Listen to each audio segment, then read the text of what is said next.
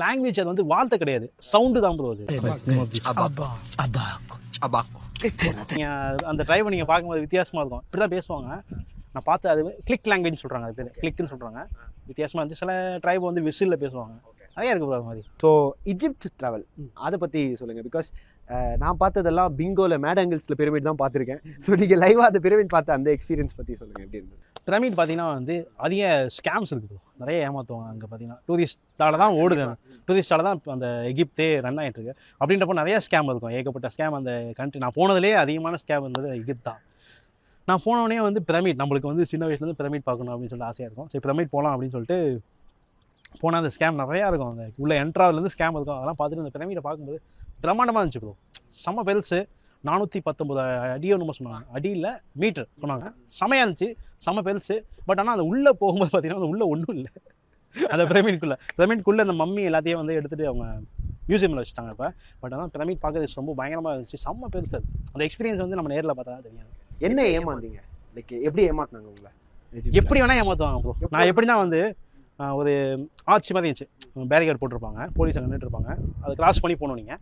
அதுக்கு முன்னாடி வந்து இவங்க நின்றுருக்காங்க, ஸ்கேமர்ஸ்லாம் நின்றுருக்காங்க. என்ன பண்ணால் நான் காரில் வந்துட்டு இருக்கோம், நீங்கள் இதுக்கு மேலே போக முடியாது, இதுக்கு மேலே நீங்கள் போகணுன்னா குதிரையில் போகணும், அப்படி இல்லைனா கேமலில் போகணும், ஒட்டகத்தில் போகணும்னு சொல்லிட்டாங்க.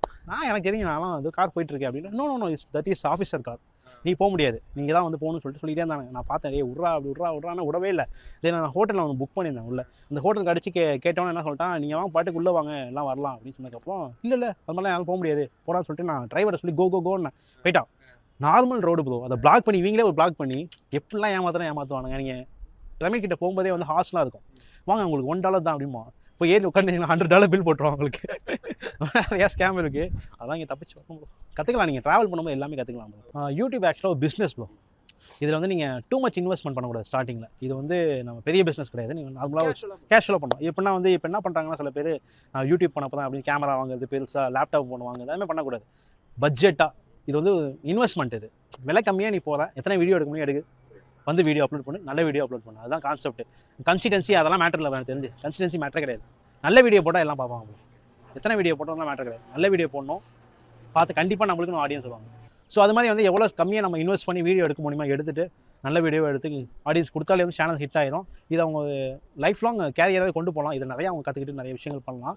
இப்போ நான் வந்து உங்ககிட்ட ஒரு ஸ்மால் ஐட்டனரி ஒன்று கேட்க போகிறேன், சின்ன ஐட்டனரி. என்னென்னா பட்ஜெட்டில் நம்ம பசங்க வந்து மணாலி போகணும், இல்லை நம்ம தமிழ்நாட்டிலேருந்து சென்னையிலேருந்து மணாலி போகணும் அப்படின்னு பிளான் பண்ணால் ஒரு என்ன பட்ஜெட்டில் போயிட்டு வரலாம், ஒரு குட்டி ஐட்டனரி ஒரு 5 டேஸ்க்கு சொல்லுங்கள்.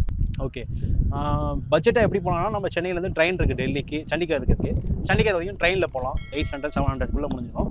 தென் அங்கேருந்து சண்டிகர்லேருந்து மணாலிக்கு வந்து டேரெக்டாக பஸ் இருக்குது, கவர்மெண்ட் பஸ் இருக்குது. 500 கீழே 500 400 1000 இருக்கும்.